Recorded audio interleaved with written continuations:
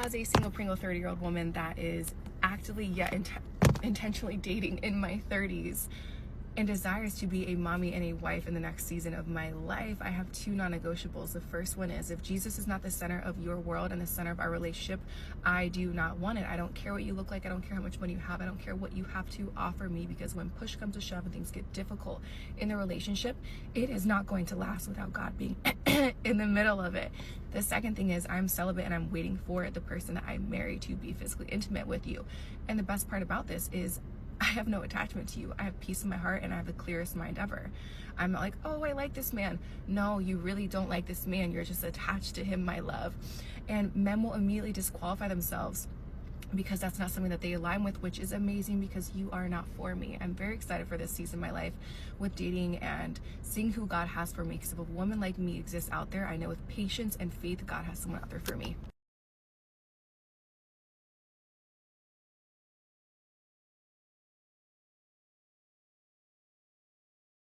Why is it so hard to find a high value man? What do you mean by that? Like, all I want is a good guy that takes care of me. But there's plenty of good guys out there. What do you mean by take care of you? I don't know, like make me feel safe, take away my stress, take charge for once. Oh, I get it. So a man you could submit to. Ew, what? A man who's bigger and stronger than you? Yeah. A man who can financially support the two of you? Preferably. A man who takes the lead on things? Sure. Right, a man superior to you. Ugh, why are you saying it like that? Like what? Superior, submit, like all these words are disgusting. Just because I'm a woman doesn't mean that men are superior to me. And I'm a strong woman. I don't submit to anyone. But you want to, huh? How can a man lead if you don't want to submit to that lead? How can a man make you feel safe if he isn't physically superior to you? How can a man support you financially and take away your stress if you don't allow him to? You say that you want all of these things, but the moment a man with those qualities comes around, you feel your independence slipping away and you panic. So how about you submit for once and let one of those good men give you what you want? I'll never submit, and you'll never find a man.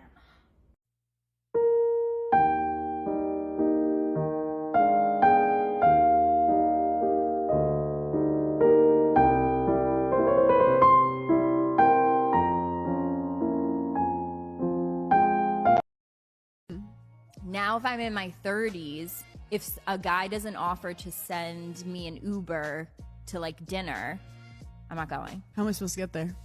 And if he does and it's like an Uber X, I'm not going.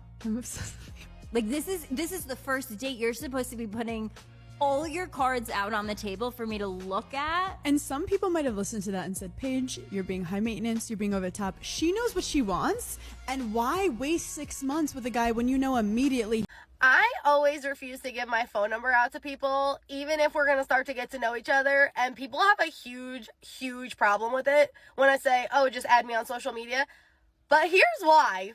Recently, I decided to give my phone number out to somebody because I was like, yo, I really like the conversation. We were really vibing, like whatever. So I decided to give my phone number out, and it was me who gave my phone number out. Like he didn't ask for it. We were chatting back and forth on Messenger, but I decided to give my phone number. I was like, you know what? Here's my phone number. This man, I haven't heard from this man now in 2 days. Okay, not that we were anything, but you could have said at least happy Valentine's Day. Not only that, so that this man, you get 3 strikes with me. That's it. 3 fucking strikes and that's it. Number 1, he didn't even say happy Valentine's Day. You don't have to buy me anything. You don't have to do anything. Say happy Valentine's Day. We've been chatting for days now, okay? That's number 1. Number 2, we were no longer following each other. That was number 2. And number 3, now I'm like, why the fuck did I give my phone number out to you? You are another unsaved motherfucking number. And this is why I don't give my phone number out to people. I'm at that age that if I text you something at 9 p.m., there is a 99% chance that at 9:01 p.m., I've already passed out for the. There are a lot of struggles of being a single woman in your 30s, but something that I want to shed some light on is what I don't think gets a lot of attention, but is actually a really painful experience for a lot of single women, and that is being single into your 30s and wanting biological children. And keep in mind that I'm not a mental health professional or a healthcare provider and have any type of expertise in the world of fertility. I just want to share some tips around coping with this, because if this is something that you're struggling with, I see you, and it can be really tough. And I know that this experience is unique for everyone. I don't want to necessarily make you think that my experience has to be what yours looks like exactly. If you're like me and you really feel like you need a sense of control with a lot of different elements to your life, this is what has kind of worked and helped for me. So first and foremost, I've done a lot of reflection in my 30s on what motherhood and parenting looks like to me. I've thought through my deal breakers, like, is it really important that this is a biological child of mine? Is it more so just important that I experience, you know, nurturing and motherhood? And I've thought about just other avenues that I could achieve that if biological children is not something that's in the cards for me. And I've also spent a lot of time thinking about raising a child with a partner. Is that a deal breaker to me? Like, is it more important to me that I have a partner, or is it more important to me that I become a mother? And if being a biological mother is the biggest and most important factor to you, I would consider educating yourself and looking into some other options. I know that there's a lot of privilege that comes with this route, so also just plug here to continue supporting women's healthcare because it is not accessible for most of the population right now. But I will say, looking into options for how you can best support your fertility in a way that's accessible to you. And if biological is not a deal breaker for you, think about other ways that you could achieve motherhood, whether or not it's adoption, whether or not it's even just having a dog or a cat. Like, I found a lot of fulfillment through adopting a rescue dog. And at the end of the day, if it really is a big deal breaker for you to have kind of that traditional route of finding a partner and creating a biological child together, this is where I think mindset really comes into play here. I do think there's a little bit of a scare tactic involved in trying to get women to settle down and make children before 40. And I know this is not the case for every woman. Like, there's so many different variables in women's healthcare, but just keeping in mind that there are women that are able to have children in their late 30s into their 40s, and just trying to stay present with that fact, because so much is out of your control. Like, you're never going to know what your experience is going to be trying to have children until you try to have children. And then also keeping in mind that if you do find a partner around an age where you still feel like you want to try to have a biological child, there are, of course, cost prohibitive, but there are options to support you in this instance. So if you do feel like you're in that place where it really is a deal breaker for you to have a biological child with a partner, I would consider you to, work through these feelings with a therapist, focus on what is in your onus of control. I've done a lot of work on this, and I was luckily able to freeze some eggs for relatively cheap as a backup plan, and just thinking through like what you're going to be able to check off and do within your control. Because at the end of the day, if you have done everything that you can do and it still doesn't work out, like, there's something else in your path that the universe is telling you to follow instead. And I know that it's not easy to hear right now, but I do think that like a lot of things in life, when you're directed in a different way, you can't miss what's meant for you. And maybe that just means continuing to date until you find a partner and, doing the best that you absolutely can with dating. I know that it's so hard, but doing the best that you can until you feel like you've exhausted your options, and then maybe pursuing solo motherhood or some other avenue where you can get that caretaking. But again, I just want to say that if this is something that you're struggling with, I see you, I feel you, I'm with you. I know so many women, including myself, who are dealing with this right now, and it's not a struggle that gets a lot of attention. So I am sending my love to you. Being single in your 30s isn't hard because you're alone. It's hard because everywhere you look, it feels like everyone else has already chosen. Engaged, married, pregnant, settled. And even if you love your life, there's this quiet voice that whispers, did I do something wrong? Did I miss a turn somewhere? No one prepares you for how loud that question can get. Especially when your life actually looks really good from the outside. You're productive, you're disciplined, you take care of yourself, you have routines, friendships, goals, momentum. And yet, you still wonder why the one thing you want can't seem to find you. And here's the truth I had to face. This season isn't punishment. And it's not a delay because you're behind. It's refinement. It's learning how to build a full, regulated, grounded life without waiting for someone else to arrive and complete it. It's choosing yourself over urgency, alignment over panic, peace over settling. And I know it doesn't always feel empowering. Some days it feels lonely. Some days it feels wildly unfair. Some days it feels exhausting to be the one holding it all together. But this chapter is teaching you something most people skip. How to trust yourself. How to be with yourself. How to choose yourself before you're chosen. And by the way, choosing yourself doesn't mean you stop wanting love. It means you stop organizing your life around the absence of it. It means your days don't feel like placeholders. Your routines aren't distractions. And life isn't on hold waiting for permission to begin. You build a life that doesn't shrink just because no one else is in it. I think it's so important to remind yourself that you're not wasting time right now or just passing time. You're building something real. And when love does meet you here, because I really do believe that it will, it won't be because you needed it. It'll be because you stopped looking for proof that you were chosen.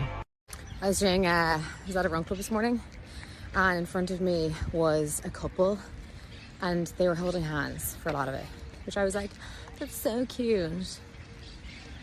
Where's nearest bridge? You'd win. What I did deserve like this much disrespect and this much hurt. I just tell y'all one of the weirdest things is like becoming single in your 30s. Like, I was in a relationship in my 20s and then it ended in my 30s. So now I'm just trying to find a transition. I don't know. And then you're in your 30s, so you feel like you at a more of a crunch time. People always saying like women's value go down once you turn 35, and I'm like 31. So I'm about to put a description in my bio, like a link in my bio, right? It's gonna be a survey, and you gotta fill that survey out if you want to talk to me. And in that way, if you get under like an 80, you automatically fail. We're not going to be together. But if you get an 80 plus, we might could work something out.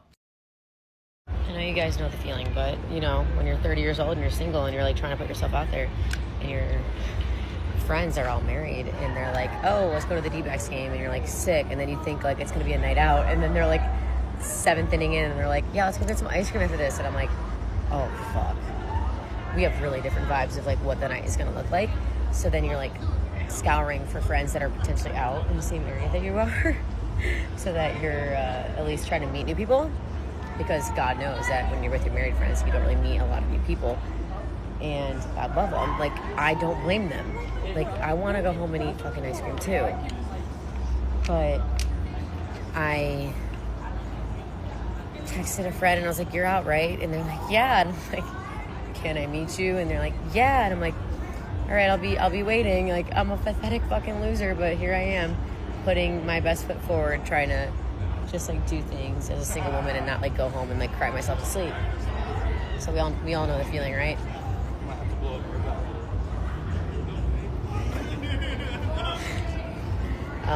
Basically, I'll let you know how the night goes and if it was worth it. I don't know if it's gonna be worth it, but we're trying. We're trying. Dating in your 30s hits differently. You're more self-aware, more experienced, and far less willing to waste time. But that clarity can make dating feel harder, not easier. The stakes feel higher. Many people are balancing careers, children, healing from past relationships, and the pressure of settling down.